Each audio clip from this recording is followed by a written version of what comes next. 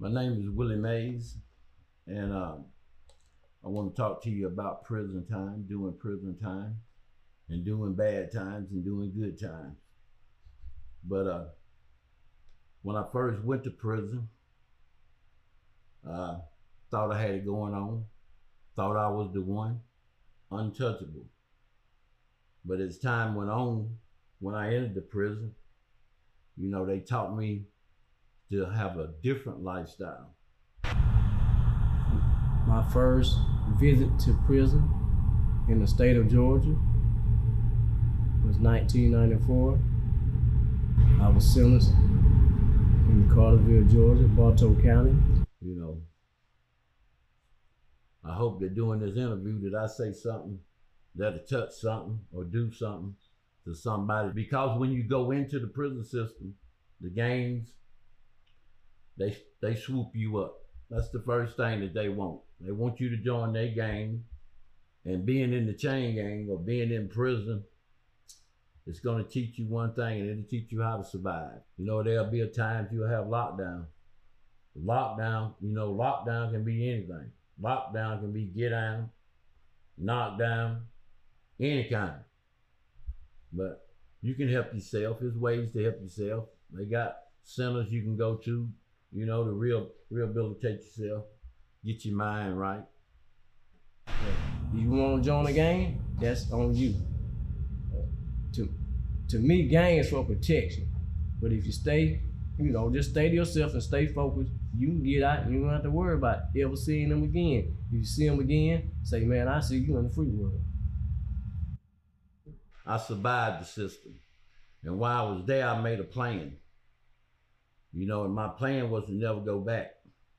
My plan was to just be better than what I was this time, I had to do this for myself, not just for my family. I wrote myself a plan, a 5-year plan. I wanted to be my own business owner. I was in there working for free, but you learn a trade and you flip it around and make yourself your own boss. I realized that, how the prison life affected my family. So your plan should be different than the plan you had when you came in. When you go to prison and leave your family, your kids, your loved ones, it's pain and suffering, misery. I survived the system. And while I was there, I made a plan. And my plan was to never go back. But, it's a thinking process. And if you don't think the right thinking, then you end up right back. It's like a revolving door. But, I taught myself while I was there, that I didn't want to go back. So, I became that person that hated it and didn't want to go back. So when I got out, I had a plan. And my plan was to survive. There'll be times that when you get out of prison that you'll go and you'll apply for a job, funny and give you the application and tell you to fill it out. But all at the time they knowing that, they just gonna toss yours in the garbage because you're a convicted felon. But it matters because they won't hire you. Of course, I was a convicted felon. And, when you get a job, you have to put that on the application. One thing that you don't do, you don't give up. You keep going. And I went to the library and looked this thing up and seeing if I could find criminal minds. I want to have a house. I want to have a car. I want to have good credit. I want to have the things that the judge said I can't have because I got a felony conviction. I started my business and I never looked back. I just had a plan, and my plan was to never go back. Upon my release, I accomplished my goals by staying busy. I worked 2 full-time jobs, staying to myself.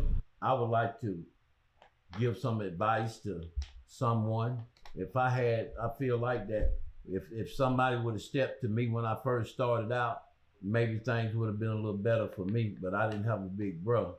So right now I'm gonna be big brother to somebody, and I'm gonna tell you that, in order to avoid the life that I lived and the struggling and the unhappy and the no love and the little love and whatever kind of love that you didn't get, you know, my words and encouragement is that if you can't see it behind you, you definitely can't see it in front of you.